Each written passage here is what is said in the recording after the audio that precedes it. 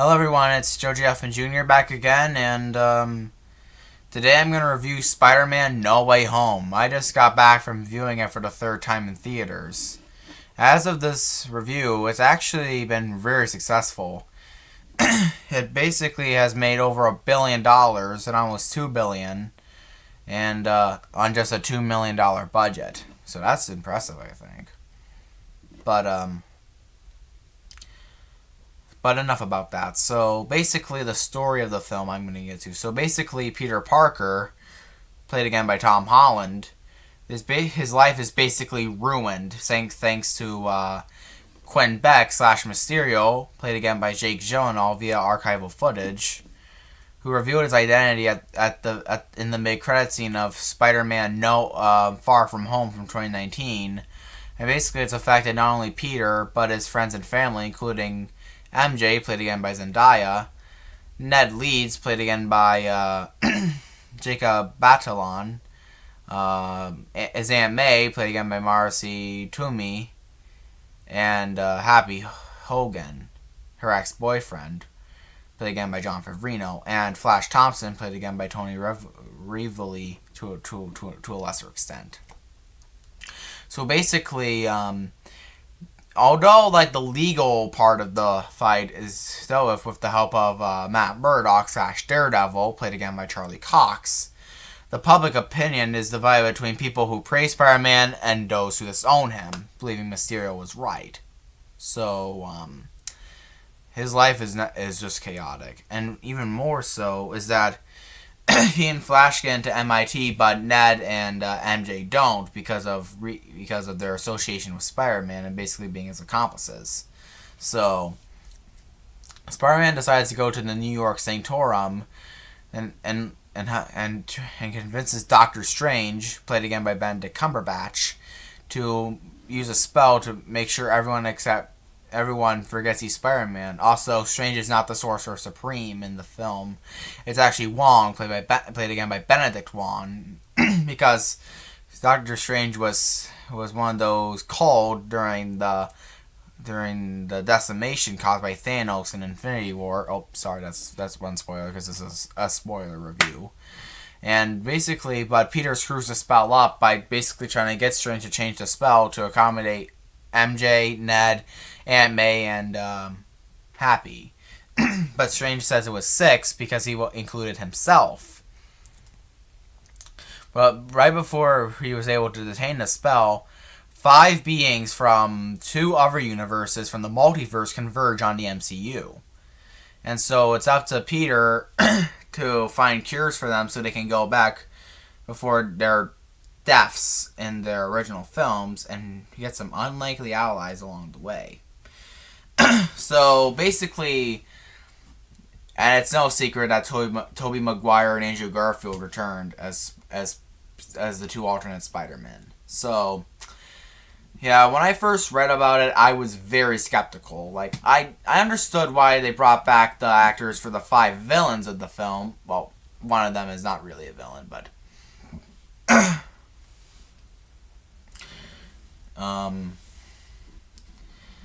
I just think that I just thought at the time it was just some cheap stunt by Sony and Marvel in order to get movie tickets sold. But I'm a fan of Spider-Man, and he's actually my second favorite superhero behind Batman. So I thought, whatever.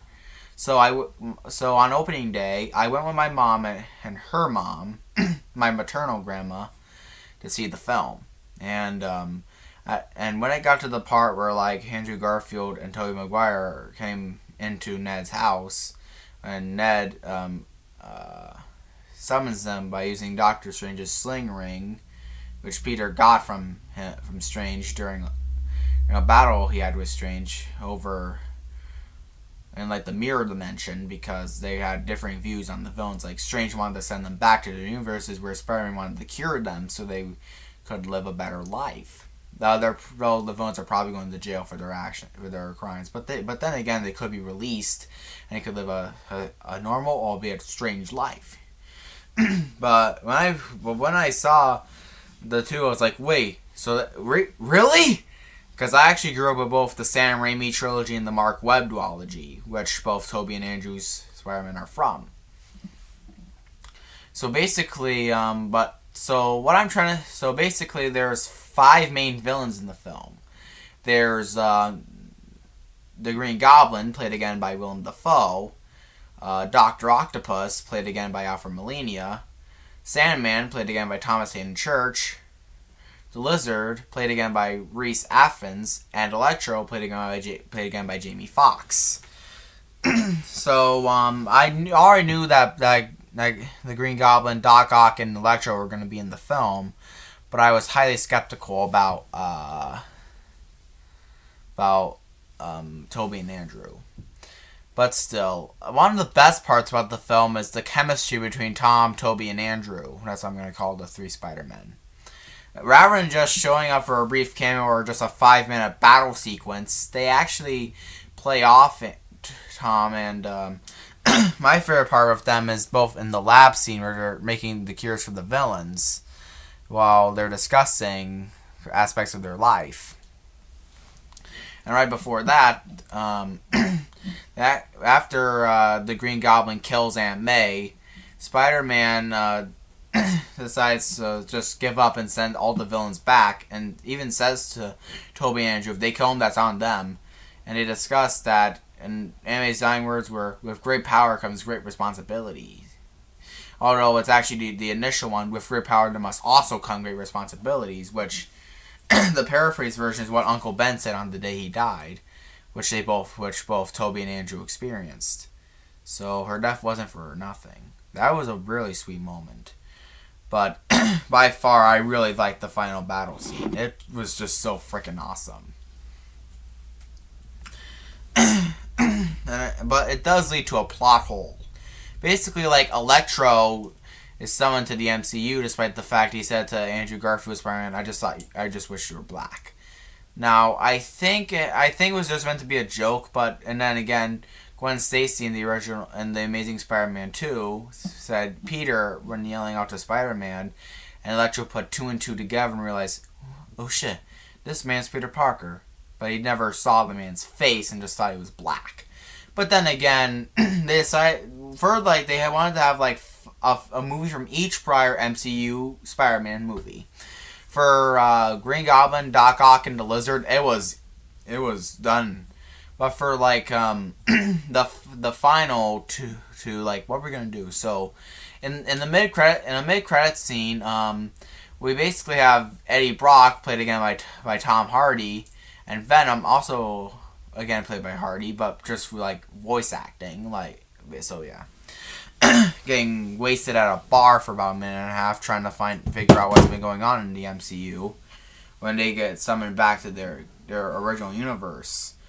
Although a piece of the Venom symbiote was left behind, therefore we could get the black suit Spidey. So that automatically eliminates Topher Grace's Venom from Spider-Man 3. So, and also for both James Franco and Dane DeHaan's Green Goblins, it will just get too confusing having 2 Green Goblins running around. Now, I would shake up an interesting dynamic with if like Dane DeHaan's Green Goblin was summoned, that could lead to an interesting dynamic with him and Willem Dafoe's Norman Osborn. But basically, like this between James Franco's father, between Dane DeHaan's, which is who's like Chris Cooper in the original film. Now, and then again, there's also Paul Giamatti's Rhino, so, and he didn't know Spider-Man's identity either, so, yeah. So, it looks like Sandman and Electro it is. And I actually heard a rumor that Paul Giamatti was to come back as the Rhino to form the Sinister Six, but he couldn't make it for shooting. So, but then again, he didn't know his identity either. But I do kind of wish that we would see Venom in the final battle, or even like Michael Keaton's Vulture from Spider-Man: Homecoming back in 2017.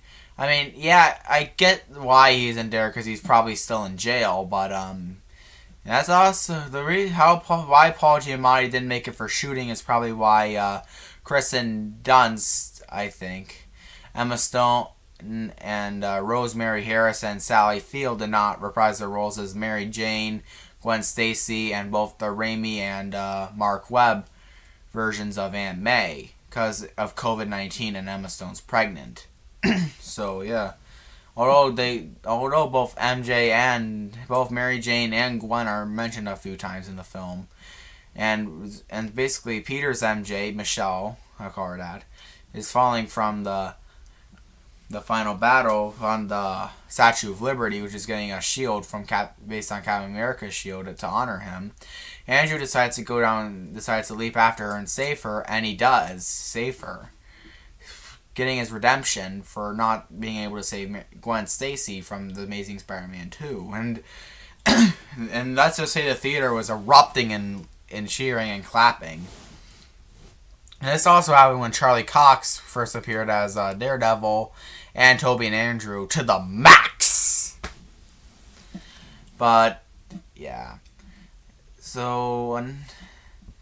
But also, another thing I liked about the film is the cinematography by Mauro Ferro. I don't know how to pronounce his name because it's an Italian name, and I'm not good at pronouncing like Japanese or Jewish or Italian last names or names in general. I mean, I'm not being offensive. I'm just hard to pronounce.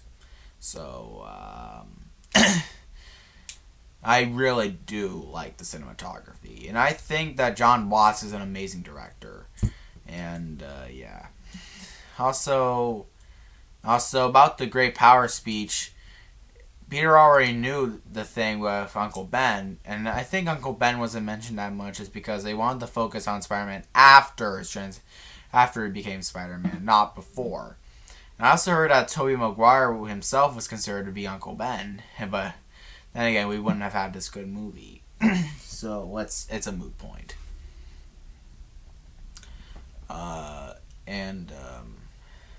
Also, another thing I didn't really like was the point where Norman Osborn said, I'm something of a scientist myself, after Spider-Man said he could help out. Although it was pretty funny, I don't think it really worked. I mean, I think it was just there to meme pander.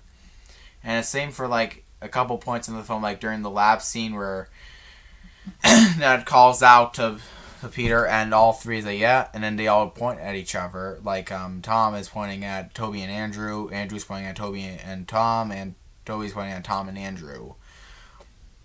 And near the final battle where they're pointing at each other in the same way again, to basically who goes after who to cure them. Both are just pretty much meme pander, although they were freaking hilarious. And I like how like each villain has like a different perspective on the view. Like Green Goblin just wants to return home because that's where his family is, showing that although he doesn't really show it, it shows he does care about James Franco's Harry Osborn to an extent. As for Doc Ock, he's making heads or tails of it, just trying to apply scientific matter wherever he can. This is just along for the ride. He doesn't really show anything. He's basically just some more muscle, although he is pretty good. But Sandman and Electro are both different. Like, Electro wants to destroy the box that Doctor Strange put the spell in so that he could stay in the MCU, so that he could be a somebody, not a nobody, whereas Sandman wants the box so he can go home to his daughter. And that's why Thomas Hayden Church's Sandman is the best version of Sandman. And it's basically like the same, and like, and I think that both Willem Dafoe and Alfred Molina both steal the show as their characters. Like, there's also a reference to The Dark Knight, I think, in the film, where Spider-Man's beating the ever-loving shit out of Green Goblin while he's laughing maniacally. That's like basically in The Dark Knight during the interrogation scene, Batman was pounding the crap out of Joker while he was laughing and saying that Batman doesn't have anything to friend him with, nothing to do with all his strength. It's actually kind of like an insane criminal fighting a hero, like the hero was pounding the shit out of them with pure rage while the villain is just laughing maniacally. And near the beginning, Norman actually destroys the Green Goblin mask, and without the mask, it actually makes him way scarier. So yeah, I but there's one more thing I want to discuss about the film is the openness to it, the possibility to a sequel. Like, basically at the end, Peter tells Doctor Strange that he has to like do a spell that that everyone who knows Peter Parker will forget him, and to like prevent, because like Green Goblin actually blew up, used like a pumpkin bomb to like blow up the box containing the spell, and causing everyone from the multiverse who knows Peter Parker is Spider-Man to converge. And I actually saw a few familiar faces in there. Like, one had like a spear and one had like a scorpion's tail. I immediately knew they were Kraven the Hunter and Scorpion, and one had like a horn on his head and was really big and bulky, like muscly, and that reminded me of the Rhino, like the one wearing a onesie, not like the mech suit Paul Giamatti one. When they actually but they do reference Topher Grace's Venom and Paul Giamatti's Rhino in one scene where like they're waiting for the villains to show up and they're like discussing stuff. Also, like where like both Tom and Andrew asking Toby where his web fluid comes from, because he doesn't use like web shooters, but instead it naturally comes out of his wrists. And Tom asks if it comes out of anywhere else, but don't worry, he was referring if it comes out of his butt and not his ding dong, or I don't want to do the YouTube one, but like the rod on your on a man's crotch. That's what I'm referring to. But I haven't have one, but of course. But look, and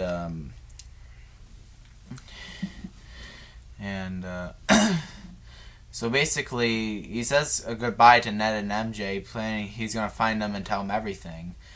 But he arrives, and near the end, where everyone forgets who he is, he goes, but he doesn't say anything. And that's the same like for Aunt May's grave, and Happy arrives, and that's how he knew her. He said through Spider-Man. And my dad, who saw it with me on my second rewatching, asked, why didn't he just say I'm her nephew? I mean, that just makes. I mean, yes, that wouldn't make sense. Like if Aunt May died, he said I'm her nephew, and he'd be like, wait, you never told me about you. Basically, like basically it's like and the reason why he doesn't say I'm Peter Parker to Ned and MJ is because that's gonna be real awkward. Like, hey, you don't know who I am, but we used to date, and that would just sound really creepy and out of context. And at the very end, Spider-Man has basically not a dollar to his name, but but at the very end he swings into action in the original Spider-Man suit, like the original design used by Steve Ditko and John Romita Sr. during the Stan Lee Ren Spider-Man era. And that was an amazing homage, and the Stan, Steve, and John, thank you.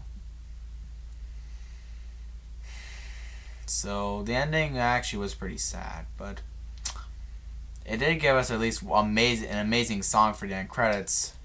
De La Soul's The Magic Number, which is 3. Now, I do kind of wish they actually did play Nickelback and Josie Scott's Hero from Spider-Man 2002, but I can understand why they didn't. But anyways, my final rating would actually be a 10 out of 10, actually, because in the end, the positives completely outweighed the negatives. So, yeah. This is actually going to be like a start of a revival of the channel. So, I hope I'll see you all soon, and for my next review. So, take care, everyone. Peace out.